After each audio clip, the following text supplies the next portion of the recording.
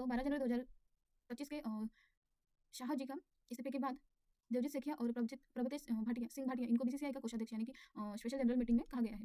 ठीक है, आगे की न्यूज है उत्तरी मुलुक, नॉर्थ मुलुक।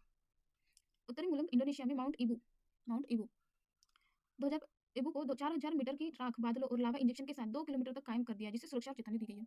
तो नॉर्थ मुलुक में माउंट अबू में जनवरी में इंडोनेशिया में, ठीक है, माउंट अबू कहाँ है? इंडोनेशिया, ये पता होना चाहिए आपको। 4000 मीटर ऐश क्लाउड्स और लावा इंजेक्शन के कारण 2 किलोमीटर तक की प्रतिबंध किया गया है। तो यह ज्वालामुखी है इंडोनेशिया में माउंट अबू, इससे ऐश निकलने के कारण 2 किलोमीटर के दायरे में प्रतिबंधित किया गया है लोगों को। यहाँ हिंदी में लिखा है।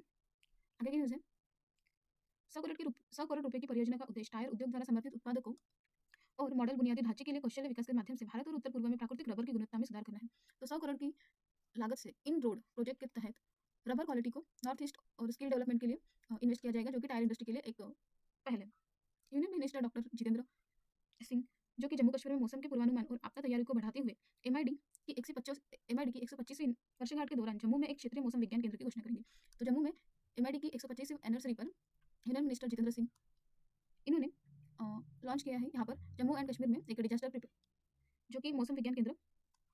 आगे की न्यूज है भारत ने 2024 में अक्षय ऊर्जा क्षमता के दौरान एक रिकॉर्ड 30 जीबी जोड़ा है, जो कि 2023 में 13.75 जीबी से 113 की वृद्धि में 500 जीबी के 2030 लक्ष्य के दौरान अपनी तेजी से प्रगति और स्थिरता के लिए प्रतिबद्ध करने को प्रदर्शित करता है। तो भारत ने रिकॉर्ड किया है कि 30 जीबी रिन्यूएबल एनर्जी को वो बढ़ाएगा 2024 में, जो कि यह 113 से राइज हुआ है। पहले 2023 में 13.75 जीबी था, अभी 30 जीबी का 2024 के बाद का लक्ष्य गठित किया है, जो कि 30 और 2030 तक इसका लक्ष्य 500 जीबी तक रिन्यूएबल एनर्जी को बढ़ावा देने का। आगे की न्यूज है यहाँ हिंदी में लिखा है। विदेश मंत्री डॉक्टर एस जयशंकर इन्होंने 20 जनवरी 2025 को 47वां अमेरिकी राष्ट्रपति के रूप में डोनाल्ड ट्रंप को शपथ ग्रहण करने के लिए भारत से अपना प्रतिनिधित्व करेंगे, जो कि भारत यूएसए को संबंधों और राजनीतिक जुड़ाव को जारी रखेगा। तो आपको पता ही है कि डोनाल्ड ट्रंप अभी यूएसए के प्रेसिडेंट बनने वाले हैं। तो ये 47वां प्रेसिडेंट जो कार्यक्रम है उसमें एस जयशंकर भारत का प्रतिनिधित्व करने वाले हैं।